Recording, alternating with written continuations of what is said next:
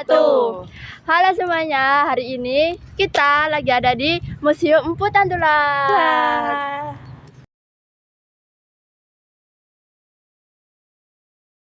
Oke guys, sekarang yuk kita keliling di Museum Empu Tantular.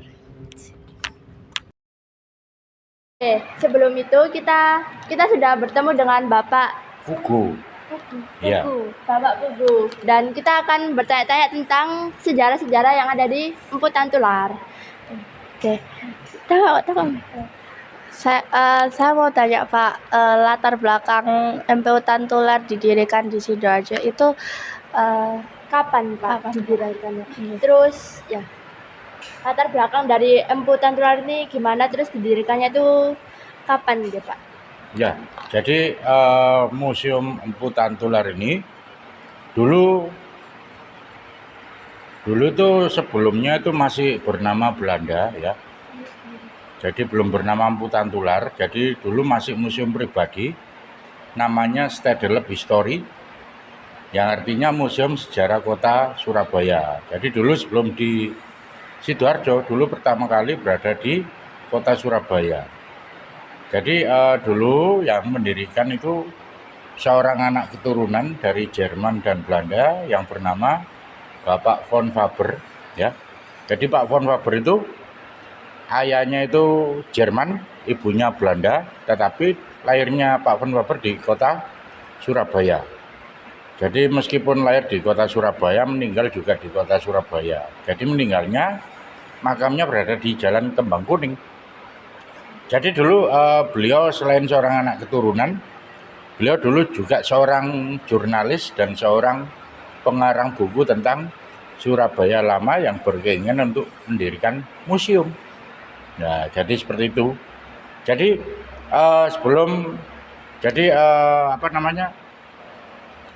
sebelum beliau meninggal, itu dulu beliau sempat berpesan agar museumnya ini diserahkan ke Yayasan Pendidikan biar bisa dikelola kembali.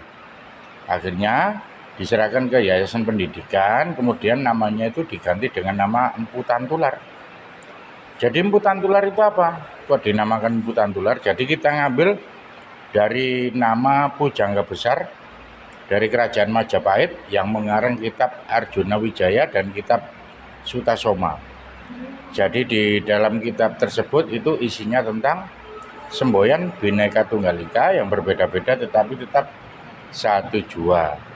Jadi museum ini dulu sempat berpindah-pindah tempat sampai 5 kali. Dulu pertama kali di Jalan Ketapang Kali Surabaya, masih bernama Belanda itu Stedelijk Historie. Kemudian pindah yang kedua di Jalan Tegal Sari Surabaya di daerah Tunjungan Plaza. Kemudian yang ketiga pindah di Jalan Pemuda Surabaya di daerah dekatnya Moncastle, kalau sekarang digunakan SMA Trimurti. Kemudian yang keempat pindah lagi di Jalan Taman Mayangkara Surabaya di depannya kebun binatang. Dan yang terakhir, yang kelima, pada tanggal 14 Mei tahun 2004 museum dipindahkan ke Jalan Raya Mbuduran Sidoarjo di sini ya. Jadi alasannya kenapa museum selalu berpindah-pindah? Jadi alasannya yang pertama, museum belum mempunyai lahan atau tempat sendiri, jadi yang di Surabaya itu masih pinjam tempatnya. Kemudian alasan yang kedua, koleksinya semakin bertambah banyak. Jadi tiap tahunnya itu selalu bertambah banyak dan kita cari ruangan yang lebih luas karena di Surabaya itu masih belum luas, jadi kurang besar ruangannya itu. Jadi seperti itu. Jadi kita cari, akhirnya kita dapat di Sidoarjo. Jadi Museum Empu Tantular ini merupakan museum provinsi Jawa Timur. Jadi seperti itu ya. Nah, itu dia guys, teman-teman, sejarah dan latar belakang dari Museum Empu Tantular ini.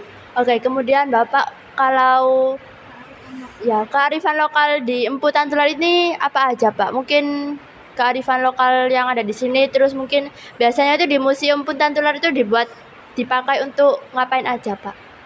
Jadi kearifan lokalnya di sini itu kan museum itu kan adalah lembaga atau tempat penyimpanan, perawatan, pengamanan dan pemanfaatan benda-benda material. hasil budaya manusia serta alam dan lingkungannya. Jadi selain itu, museum juga menginginkan mewujudkan masyarakat yang cinta dan bangga terhadap kebudayaannya sendiri. Jadi minat masyarakat khususnya di Jawa Timur, serta mempublikasikan benda koleksi yang ada di Jawa Timur. Ya, jadi seperti itu. Ya. Oke, terus kalau mungkin ini pertanyaan terakhir ya Pak. Iya. Tradisi yang ada di museum ini tuh apa aja Pak? Kan di sini tempatnya itu sangat luas ya Pak. Jadi Ya. mungkin ada tradisinya. Jadi tradisinya itu ya kita kan museum-museum dari Jawa Timur. Jadi yang dipamerkan di sini nggak hanya di Sidoarjo tapi di ruang lingkup Jawa Timur. Tapi setiap museum provinsi itu mempunyai benda koleksi yang dikhususkan atau masterpiece-nya yang terbagus. Jadi kita punya itu hiasan Garuda terbuat dari emas 22 karat, beratnya 1 kilo lebih. Jadi itu. Jadi dulu ditemukan di Kediri tahun 89 yang menemukan anak kecil umurnya 12 tahun namanya Seger. Kok bisa tahu kalau itu punyanya Raja Erlangga? Karena motifnya di perhiasannya itu ada motif burung Garuda. Jadi kita teliti lebih lanjut, akhirnya itu punyanya Raja Erlangga. Jadi seperti itu. Enggak. Oke, terima kasih ya Pak. Sama-sama. Maaf mengganggu waktunya. Udah ya, apa-apa. Dadah.